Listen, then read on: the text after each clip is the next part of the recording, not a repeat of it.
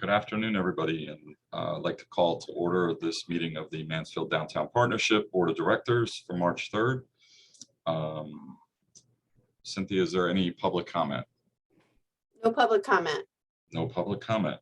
So I'll turn your attention to item 3 in the agenda, which is the approval of the minutes of the February 3rd, 2022 meeting. Give you a chance to find those in your packet and take a peek, and then I'm happy to take a motion to approve. Tony? Move to approve the minutes. Okay. And a second from Steve. All in favor? Any opposed? Okay, the minutes are approved, and we'll turn it over to you, Cynthia, for the Executive Director's report. Great. Thanks, Kyle. So I have just a couple of things, and then I do want to turn it over to Sean for a brief update on Mansfield Apartments, and then Brian and I spoke earlier. So just as a reminder, Kyle, in case I forget. So Restaurant Week continues until Sunday. So I just wanted to, again, I'd mentioned in the email, but really thank Kathleen in our office and Margaret in Ryan's office for all the work they did to promote Mansfield Willie Restaurant Week. And thank you again to Brian for posting reviews. How many have you done, Brian, now? I posted 5. I went down to Grounded Coffee in Willimantic today, and I'm going to hit Dog Lane tomorrow. Excellent. Thank you. Yeah. So it's got a lot of publicity, as you probably saw in your packet. So if you haven't been out there, you've got a little more time till Sunday. Cynthia, Yes. I also hit several restaurants Good. and on Wednesday evenings, and both of the places I attended on Wednesdays were really quite full. So I don't know whether this effort has brought people out, but the restaurant environment looks, at least for the restaurants that I went to, looks pretty busy, and it's very good news. I hope the restaurant owners have the same sense. I found the same thing out there, Madam Mayor. Yeah, that's great. We have, reminded me when you said that, Tony, we do have a debrief with Margaret and Kathleen and with Andrew from Stone Row and Chris from Thread City Development on Tuesday. So one of the things, do some follow-up as far as thank yous, and then I'm going to suggest that we survey the restaurants to see, how did you, to your point, how did you do? Was it worth it? How was the publicity, et cetera, et cetera. So, and if things go well, we'll certainly look at doing it next year again. So the other exciting news is that we have hired our admin assistant. His name is Joshua Stern. He is from a graduate of E.O. Smith, I believe. Grew up in Mansfield, graduate of UConn 2019. So he starts on Tuesday, and we're really excited, needless to say, for him to start. So he will, he's going to be taking on a bigger role as far as minutes. So he will probably be doing the board minutes. So you'll meet him, if not sooner, you'll meet him at the next board meeting. And then I just also put in the email to everybody just to keep you in the loop about the development that was approved at Four Corners, the Standard, which is a multifamily development, 398 residential units and approximately 15,000 square feet of commercial on the first floor. So this was approved by the Planning and Zoning Commission last week, and we'll start going through the permitting process. And then I wanted Sean to just give an update on some of the early work going on at Mansfield Apartments.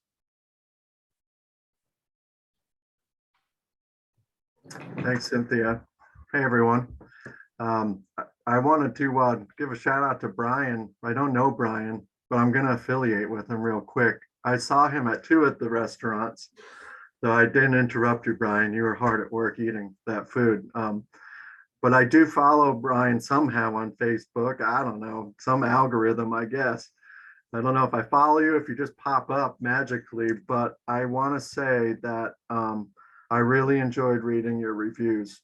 And I don't know if you did it by being motivated by being on the board now, or as a town councilman, or just as a proud resident of Mansfield, but I really enjoyed reading them, and I appreciated how neutral and positive those reviews were. And I will say, for at least one business owner that I spoke with that knows you, she was really, really appreciative for that effort. So kudos to you. I think it was a reminder to me. I think most of us have some sort of platform we use socially to for whatever reason. And it seems like a very easy thing that all of us can do as board members when we're out in the community is just send positive thoughts or compliments to friends, family, business owners, whatever, just to continue to promote our community. So thank you, Brian. Thank you, John. And I'm a citizen, town councilor, and I'm the board of directors of the Mansfield Downtown Partnership, where I did do it for all three reasons. Thank you. You're welcome. Cynthia asked, I guess she saw the public notice for for a meeting on Mansfield Apartments redevelopment. If I can share my screen real quick, I will show you a website. And so if you're interested in the finer details of it, you can go there at your convenience. So we have it posted on the Environmental Monitor with the state, but also we have a project page set up on our own website. You see the address here. It's our updc.uconn.edu/Mansfield-APTS. It gives a description about the project that we're undertaking to redevelop that site. The notice for the public scoping meeting is down below.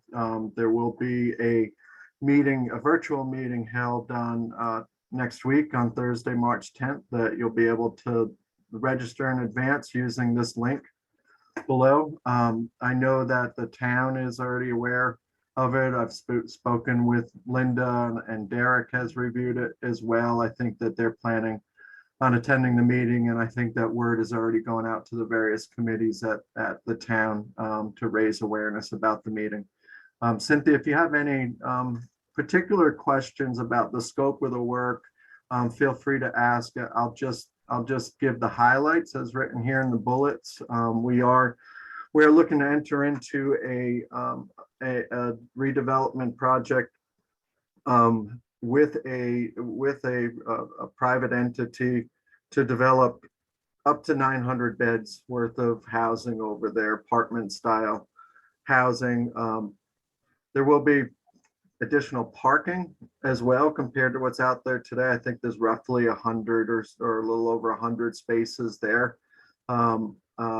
We will quadruple that number by way of surface lots and probably an elevated deck of some sort. So not a parking garage, but basically taking advantage of the topography to have an elevated deck over parking.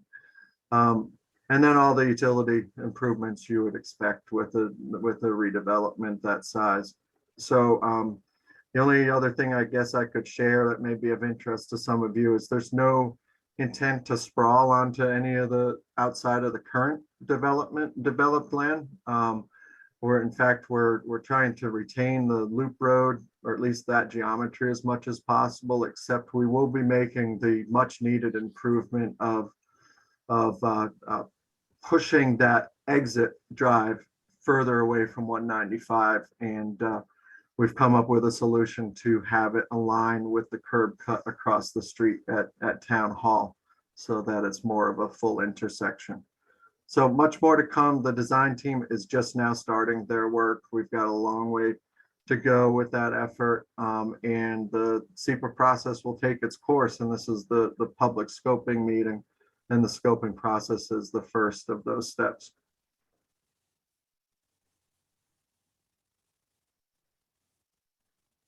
Right. So we're adding 660 bedrooms to the existing development. I don't know how the room count works out, Brian. They're dealing with massing of the building and et cetera, and playing playing with the floors and geometry. But the bed count is going to be some up to 900. How that works out in terms of floors and rooms is TBD. Okay, so it looks like we might have another 660 beds in that development, additional beds. So what's theirs now? Yeah, I can't recall if we've written up top how many are in there. So there's 270 beds there now. Okay, There's about 100, I think, rooms. So there must be some doubles and maybe some triples mixed in today. I think there's 100-ish or so by address. any improvements to crosswalks, or Oh, Uh, yeah. we're gonna be putting more pedestrians in the street that way, right? Yeah, we'll be looking closely at all that. We're committed to working with the town about that entire corridor as well as DOT. So that we should be in lockstep there. We're also committed to try to keep a consistent streetscape along South Eagleville, depending on what the other development down the low income housing development down the street will do for its frontage. We hope to maintain a similar frontage along our segment. I don't know if low income housing is the right way to describe that, Tony, but yeah, I think you know which one I'm talking about. South Thank you, Tom. Eagleville, Yeah. the South Eagleville development. Kyle, can I add something to this? Of course. Members of the board may not know about that we have submitted a grant application. I can't remember whether this is community development or DOT, but it's a collaboration between UConn and the town to connect the sewer to the South Eagleville housing development, and not to the universities, but to the towns, to the private development, and also to turn the intersection of South Eagleville and 195 into a boulevard area. That is, that there would be plantings down the middle of the street designed to slow traffic and make it attractive. The town has also had extensive conversations with UConn and DOT about safety issues on those roads, and we will be proceeding with some very significant safety improvements around the sidewalks on 195 and the sidewalks on 275. And the work on 275 is particularly the benefit of a real collaboration between the university and the town with support from DOT. So there's going to be some real improvements there with the installation of those rapid flashing lights, better visibility for the signs, and also perhaps some actual changes in the road. And by the way, there will also be a look at the intersection with Flaherty Road and 195 as well. So that whole area is getting a real serious look by the three parties, the university, the town, and DOT, CONDOT. And I think you'll see some improvements over the summer and more to come beyond that.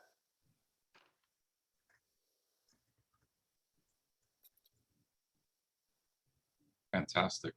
Sean, thank you very much for the update. We appreciate it. Certainly, I'm sure we'll hear more. Cynthia, do you have anything else that you needed to cover, or are you good? Yeah. I was done with my report, but I think Brian, he and I spoke briefly before the board meeting, and I think he wanted to update you all. So turn it over to Brian. Thank you, Cynthia. I want to bring to everybody's attention a conflict of interest I may have. I'm on the board of directors for the Mansfield Downtown Partnership. Therefore, I'm an advocate. I'm also very enthusiastic in everything I do. So I work hard. But I'm also on the town council, and I'm equally as an advocate for taxpayers and the citizens of the town of Mansfield. From time to time, there are going to be votes on the council that concern funding to the Mansfield Downtown Partnership. I can't be on both sides of the fence on financial issues. So I will have to, I will have to not be able to discuss on both sides here at the Mansfield Downtown Partnership as well as the town council. So I'm indicating everybody today that I have a conflict of interest in financial regards. Tony? Brian, we have council appointees to this board. So I know that Paul Shapiro and I had lengthy discussions about this question of can you vote on both places? And we had differing opinions because there are council appointees on many boards and commissions, and we have never prohibited anybody from acting in both places.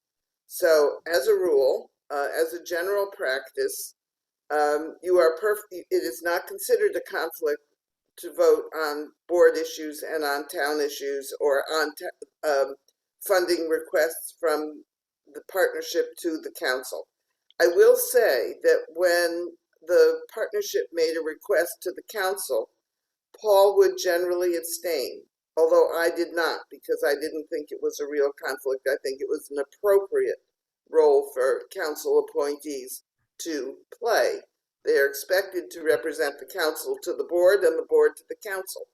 However, as I've said, that it is something that's based on what you believe is a true conflict, and if you believe that that is a conflict, you can abstain in one place or the other. But I would urge you not to. Madam Mayor, I just wanted to add, Councilor Coleman had reached out to me a day or two ago about this question and kind of more globally, not just conflicts he has, but just in general, if board members or council members are serving on other boards and committees. And as the timing happened, our town attorney has been off the grid skiing in Canada for a few days. He just got back today. So I do plan to run this question by him to get an official opinion from Kevin, not just as it applies to Mr. Coleman, but just in general. So when that information is available, I'll be happy to share it with council members. I'm awaiting that opinion from the attorney. Thank you.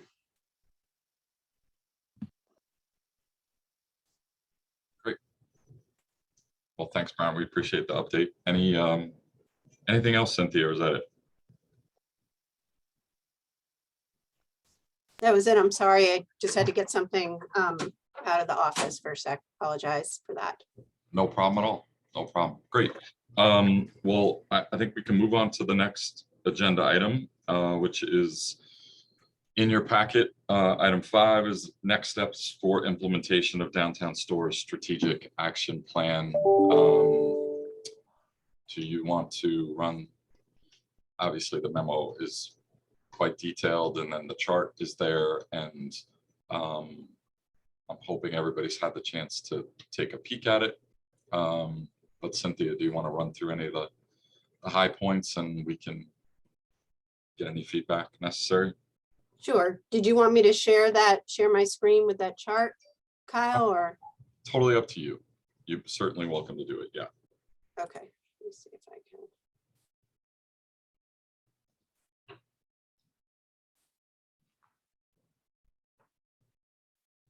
Can everybody see it?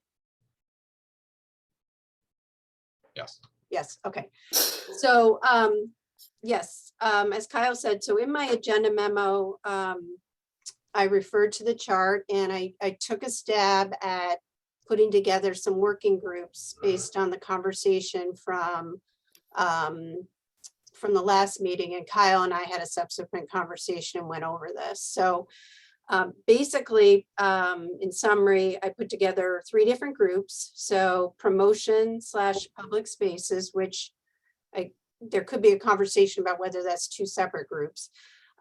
Property owner / business owner engagement, and then sustainable funding. And then for each group, what I was suggesting is that hopefully today we could establish a leader, a chair for each working group. And the working group would start meeting, review the tasks vis-a-vis the strategic action plan, set a meeting schedule, and then set a time frame to complete work on tier 1 strategies. And some of these, so I'll just quickly go through this. So I think we had talked at the last meeting about combining strategy 1 and 2, which was developing the wayfinding and signage plan, and then designing gateway or landmark signs for downtown stores. So we thought that was really a staff-driven initiative, and I added with expertise from Sean because of his expertise. And then the third one, which is creating UConn-focused programs and events in downtown stores, that's well underway. And that would be Denise with assistance from the Promotion Public Spaces Working Group. And again, I've listed some folks here looking at additional students, particularly as Provost graduates, and then some community members. And then number 4 was our temporary storefront activation program. That's again something that Denise has already started, and again with some assistance from potentially that team. And then the next one is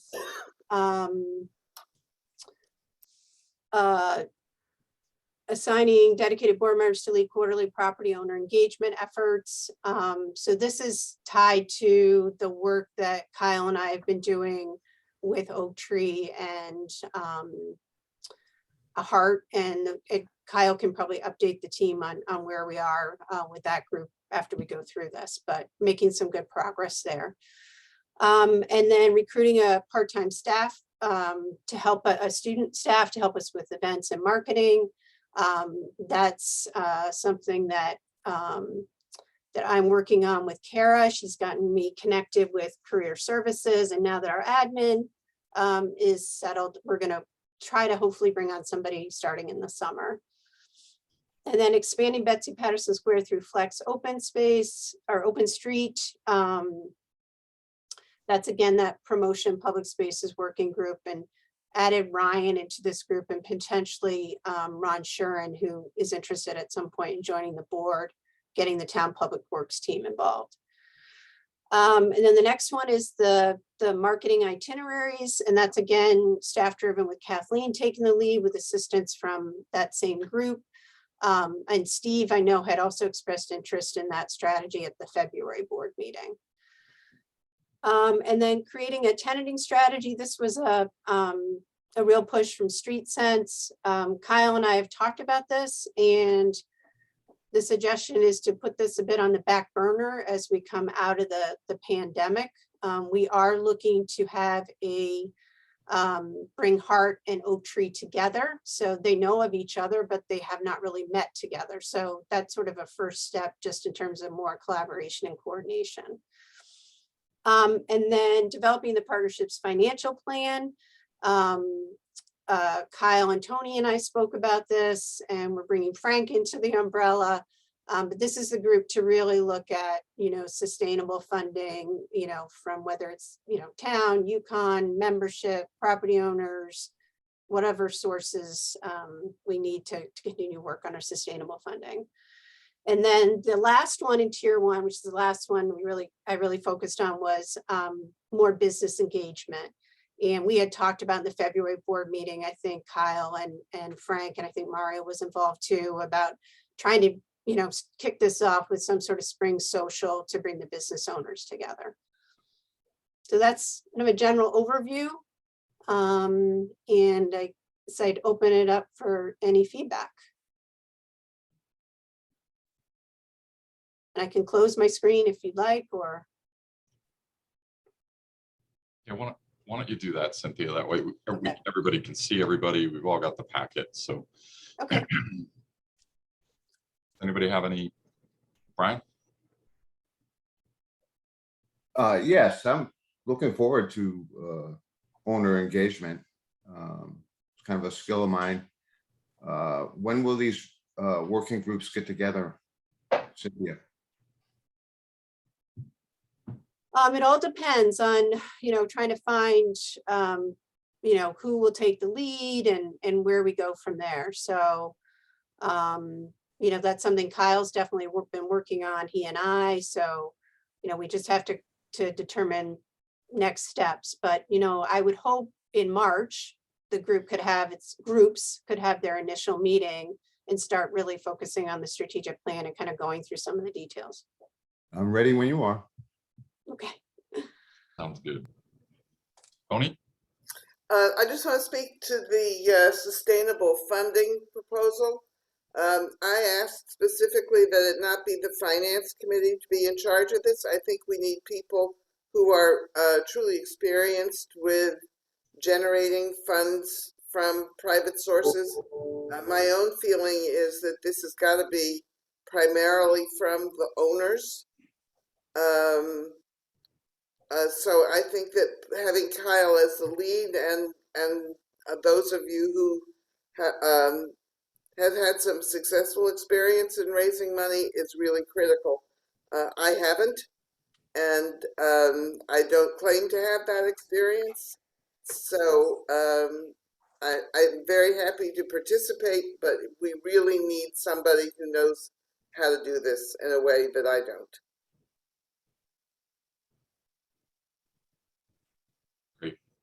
Thank you, Tony. Any other comments on the updates that Cynthia provided? I will touch on, as Cynthia mentioned, we have had follow-up phone calls or Zoom meetings with the two major property owners, Hart and Oak Tree. They have been very receptive to an annual membership fee of sorts. I think we're still trying to finalize some of the details, but I think it you know, I expect it's never as much as we would hope it would be, but it certainly is going to be very much appreciated, and I think impactful more than anything else. And you know, and I think all credit to them. You know, again, this has not been an easy time to be a business owner or a property owner or a landlord or any of those things. So, you know, they certainly, you know, I'm encouraged. I think they really have their eye on making sure that this space redevelops as we come out of COVID, and that they fill their vacancies, and that the businesses that are there continue to be supported. Events like, you know, Restaurant Week are a great example of, you know, what some collaboration can really do for businesses, whether they be in the downtown or not, is irrelevant. I think, you know, I think we got a little glimpse of it at the festival in the fall, and certainly with the winter event. You know, people want to be out and about again, and I think the property owners are embracing that as well. So, you know, I'd leave it at that. You know, as I said and have said multiple times, they're incredibly forthright with Cynthia and myself, but confidentially so. And so, you know, I think we, you know, because we want to make sure that we're supporting them to the best level that we can. And, you know, and to be frank, you know, some of the spaces that they're talking about are spaces that have been failed spaces in the past. And there's maybe a reason that they were failed spaces, and that if there had been some communication with this group or others within important positions within town, they might have, you know, and the property owners aren't in town, in those two biggest property owners. So I think there's a real support role that this board and this group can play as we go forward with them. And thankfully they're very receptive to that. So I you know, I'm encouraged that's going to develop very nicely. And you know, to Cynthia's point relative to this tenanting strategy, I think that's part of why we're taking a little bit of a wait and see, because I think we are clearly going to see an investment from the property owners here in the next 6 to 8 months that will look and feel different than you know, as we come out of COVID. And part of that is out of necessity. Part of that is because we've asked. And part of that is because hopefully business will be booming. So.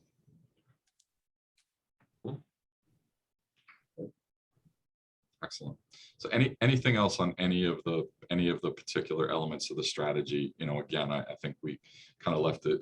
If there's something you're, you know, if there's, you know, volunteers are always welcome.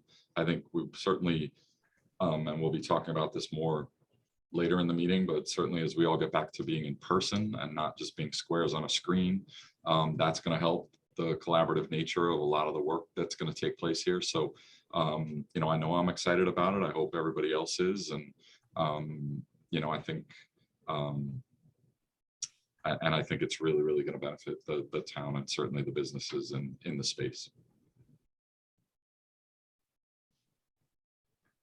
Fantastic.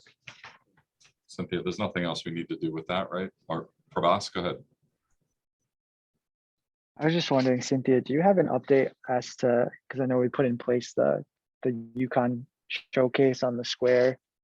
Do you happen to know how many groups have signed up and confirmed for those performances? I can ask Denise if Yeah, you no, don't have that. I think almost all of them are accounted for. I know there's at least 4 people that are interested. I think 1 was completely solidified. So. Awesome. That's great. Thank you.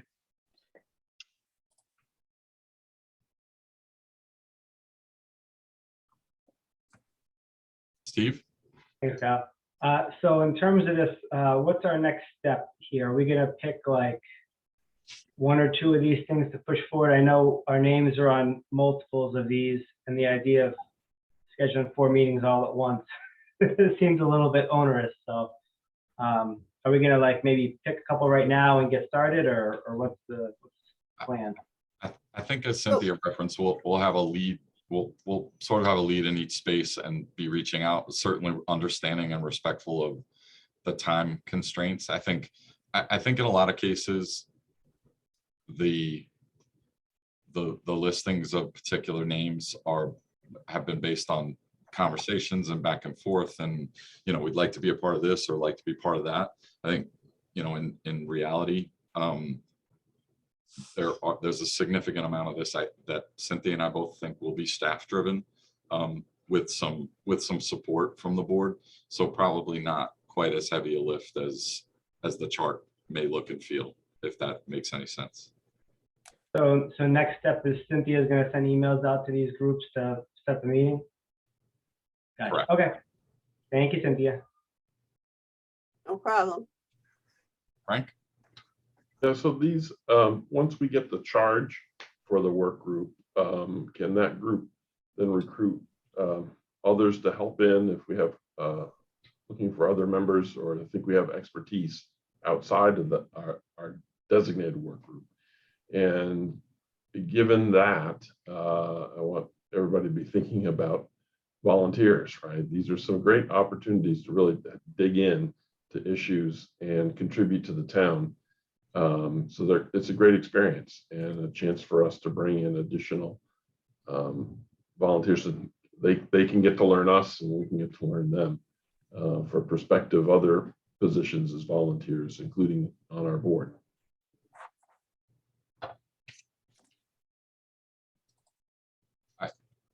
I totally agree, Frank. I know we had talked about broadening the group a little bit, and I think what we can do is wait to hear from Cynthia, get a little bit of scope of work first, sort of what the hit list is for that particular group, and then and really in that first get together talk about how much outreach or how many additional hands you might need on deck. Great.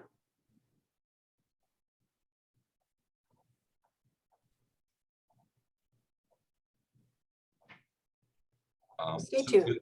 Cynthia, did you want to? Do we need to introduce Charles, or is he just? Are you just observing? I apologize, Charles.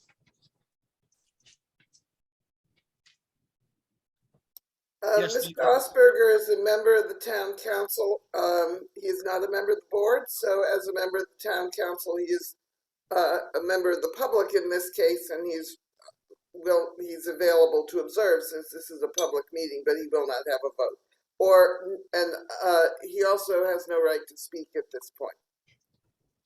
Fantastic. Well, welcome.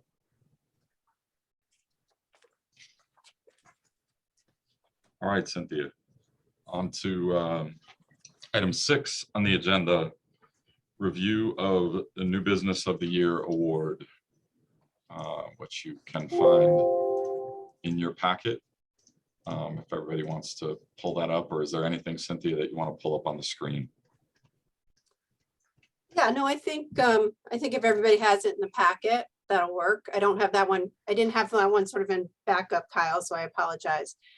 So I revamped this a little bit after talking to Kara, but not too much. So, this was something that came up through governance and then through the board. And so the whole idea is to recognize a new business of the year in the downtown. And the schedule now is you have the criteria in front of you, and you also have the nomination form. So I'd like to open it up for any changes to the criteria, any changes to the nomination form, and then we'd have get it to you all at the next board meeting, and then you would get any nominations by April 30th, and we would discuss them at the May 5th meeting.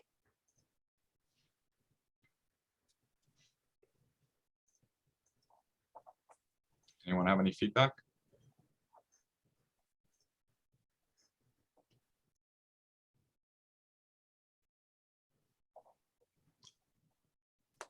Sounds like you handled it perfectly then, Cynthia. I'll give Kathleen, both Kathleen and I worked on it together, so. Fantastic. Well, thank you to Kathleen as well. Okay. Moving along. Item 7 is a review of potential changes to personnel policies in regard to the Juneteenth holiday. As you can see in the memo,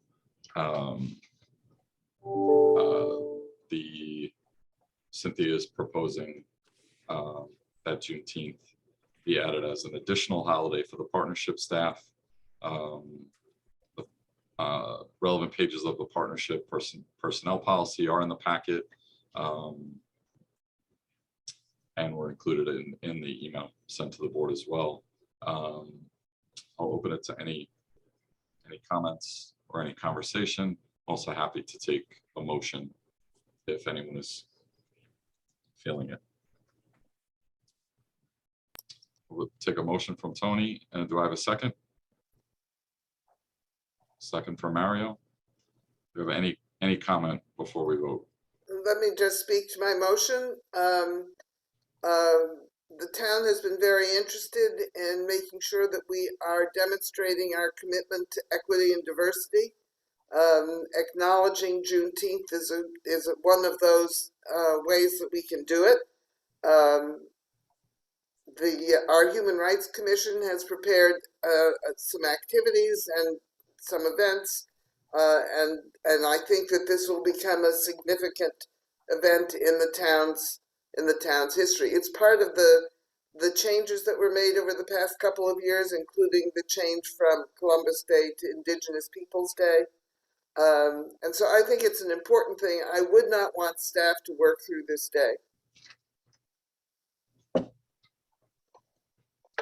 Ryan. Emancipation Day, I mean, what better day, Juneteenth, to celebrate? But there is one thing, I don't believe it is a state holiday. If I have a question for Ryan, if Ryan's here. I'm here. Okay. Some union contracts do have a provision in there that all federal holidays are holidays with pay. Is that provision in our union contract? Well, so just obviously to make sure everybody's on the same page. The employees that we're talking about in the partnership wouldn't be governed by any of our union contracts, but I can say that when we went through the collective bargaining process for 2 of our 3 unions this past summer and fall, both of those bargaining units, we included Juneteenth as a paid holiday for both of those bargaining units. I guess the issue here, it is not a state holiday, and every other union out there has to negotiate it. Does anybody know of the progress that's going? Maybe you can answer this, Madam Mayor, the progress of the union negotiations on the holiday. We're not talking about a group of people who belong to a union. These are all non-union management positions outside of town employment. The partnership is a 501c3 organization. It is only partially linked to the town through its economic development activities through Cynthia. So it isn't an issue of negotiation. It's an issue of changing the personnel policies of the partnership, which is what we have before us. And this board has control over those policies. And I do believe it is a state holiday. It is a state holiday. I believe it is, yes. Okay, if you can confirm that, and it is a state holiday, and everybody else is getting paid for that state holiday, I can support this motion. We're Otherwise, talking about, which holiday are we talking about again? Juneteenth. Juneteenth. Juneteenth, yes. Oh, Juneteenth. I thought we were talking about Indigenous Peoples' Day. I'm sorry. Juneteenth. I'm looking at the 2022 state holidays calendar in front of me, and there's not a single holiday in June. I don't believe it's a state holiday. And until it becomes a state holiday, in fairness, I can't support this motion. Thank you. Any other comment? Great. No one goes through. Kyle, if I may. Yep. Yeah. I tend to agree with Tony here. I don't know if using a state holiday schedule applies to our staff. Just my opinion. I get the approach though. The governor declared it a holiday in June, but it has not been, and the unions are commencing negotiations to make it a paid holiday. So I think this is a moving target, but it is a federal paid holiday.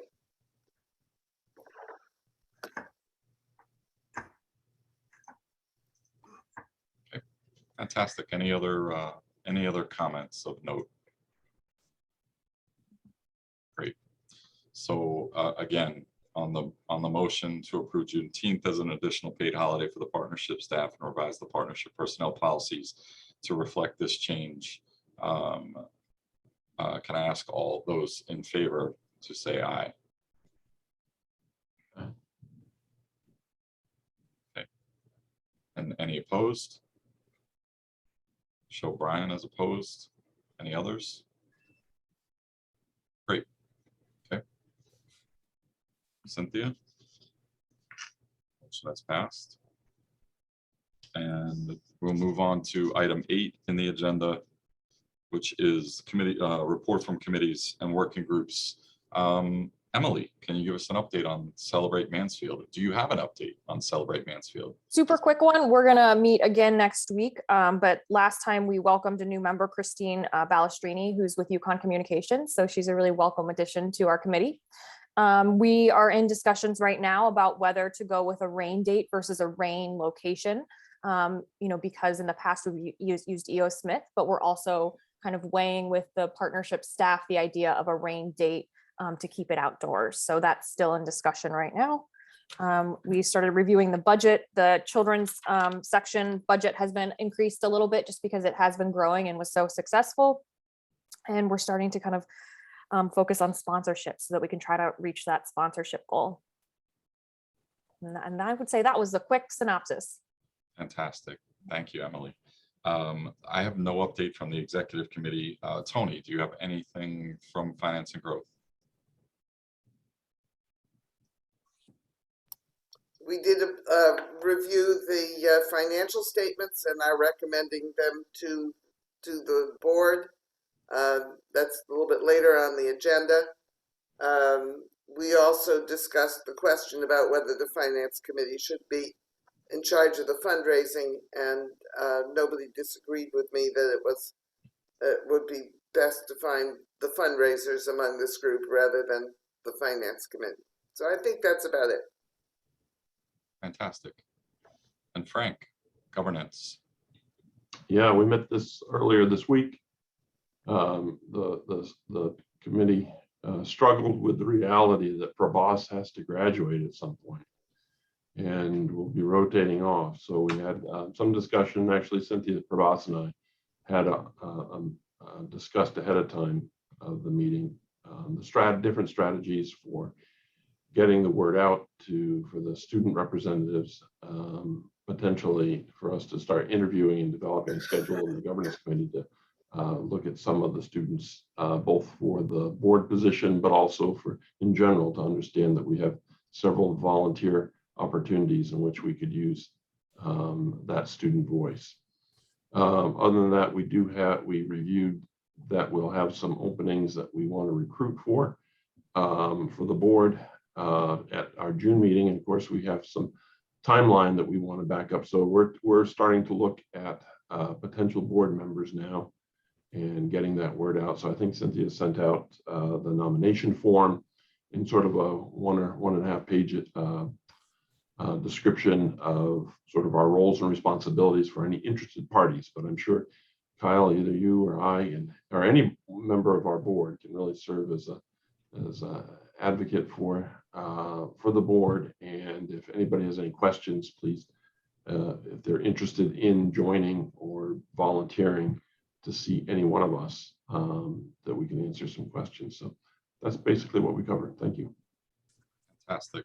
And let me just rewind quickly to finance. We do need a motion, and you'll see item 8 in your packet. There is we do need a motion on the financial reports. So I'm looking for a motion. This is a recommendation from the finance committee to accept the financial statements. And a second? I don't think you need a second since it's coming from a committee. Perfect. All in favor? Accept? Fantastic. All right. So Cynthia, in agenda item 9, discussion of in-person meetings.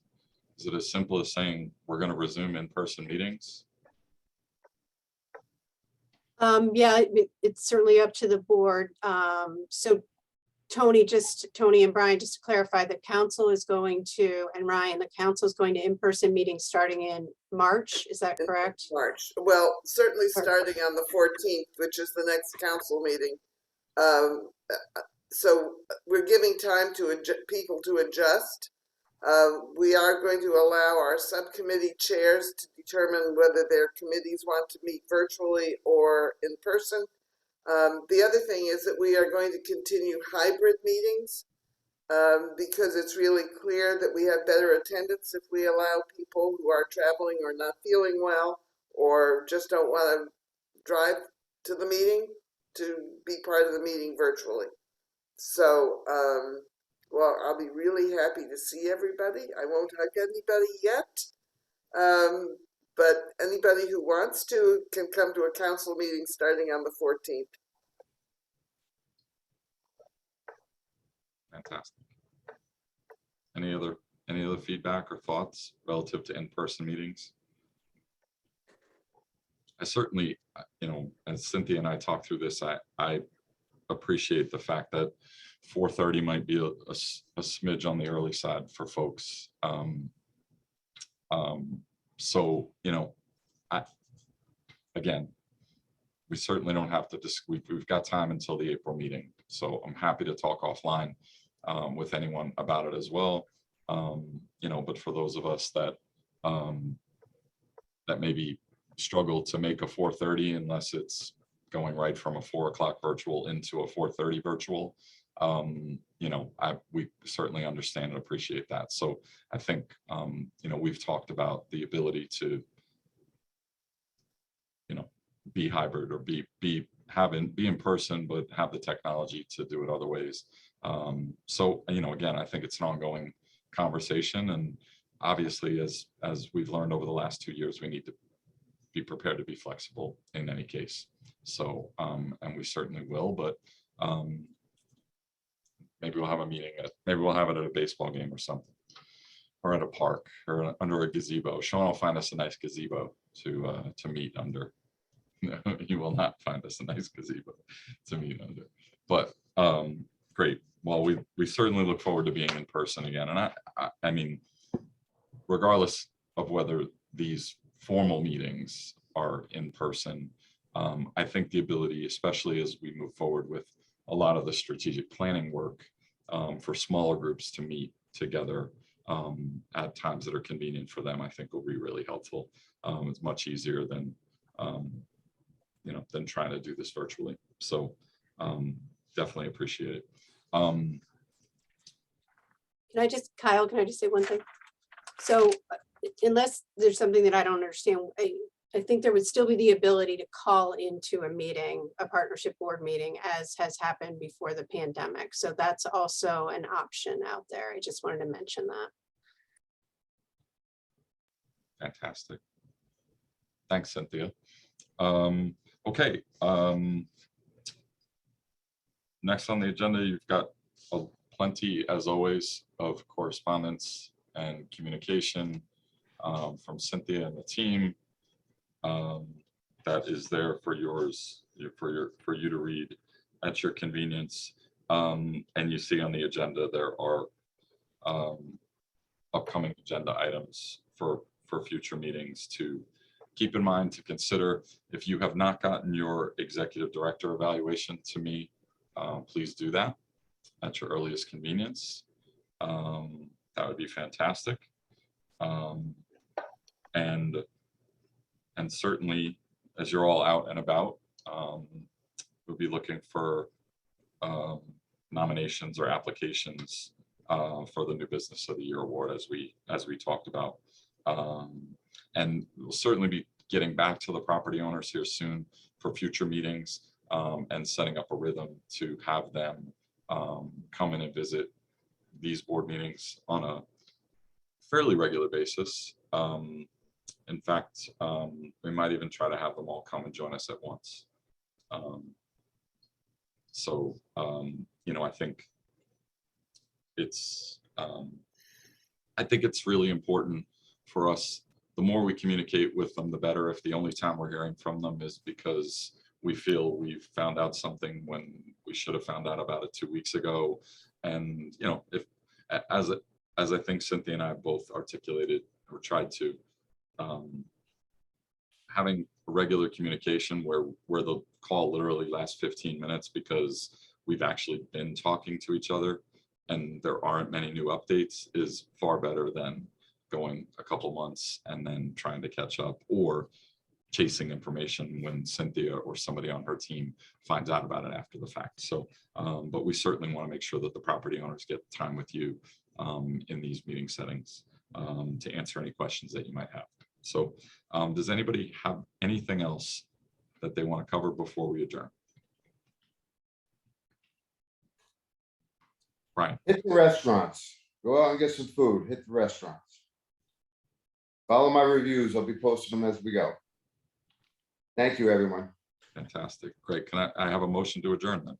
One more quick thing. I just wanted to take a moment while everybody on the partnership board was listening to express my personal appreciation for the time and effort that Cynthia has put into helping me and others wrap our heads around how local business support, local business assistant might work with the American Rescue Plan funds that the town's receiving. There's obviously a lot of different ways that we can slice the onion, a lot of different things we could determine as eligible or ineligible, and questions about, what's the appropriate range for award amounts and those sorts of things. But really appreciate the time and effort that she's put in, and it takes a village. So thanks, Cynthia. That's Thanks, great. Ryan. Thank you very much, Ryan. Really appreciate that. Anything else, or can I have a motion to adjourn? So moved. Ryan, and a second from Steve. And we're all in favor.